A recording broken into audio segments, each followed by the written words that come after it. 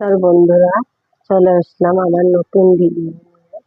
আপনারা সবাই কেমন আছেন, সুস্থ আছেন সেই কামনায় আজকে রান্না করব পুঁটি মাছ দিয়ে লাল শাক। ফ্রাই প্যানটা গরম হয়েছে, এতে আমি তেল দিয়ে দেবো। অলরেডি পুঁটি মাছগুলো ভেজে নিয়েছি।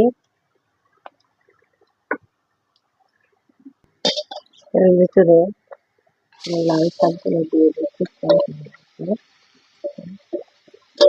এখন লবণ হলুদ দিয়ে দেবো।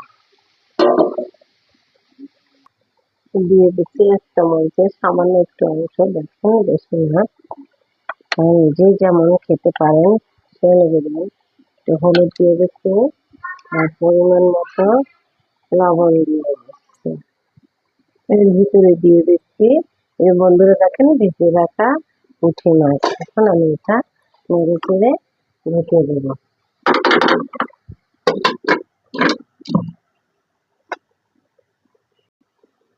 বন্ধুরা 2 মিনিট পরে ঢাকনাটা উঠিয়ে দিলাম। এবার নেড়ে চেড়ে দেখো।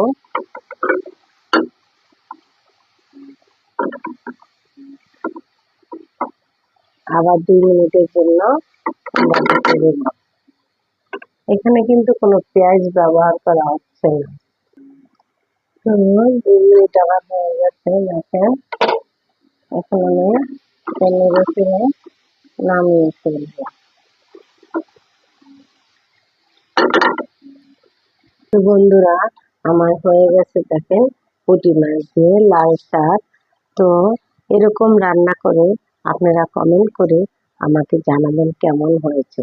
আমার কাছে তো মজাই হয়েছে, খেতে অনেক স্বাদ লাগে। আর লাইক কমেন্ট দিবেন, সাবস্ক্রাইব করতে ভুলবেন না, অবশ্যই পাশে থাকবেন। আর পরবর্তী ভিডিও দেখার জন্য নিমন্ত্রণ রইল।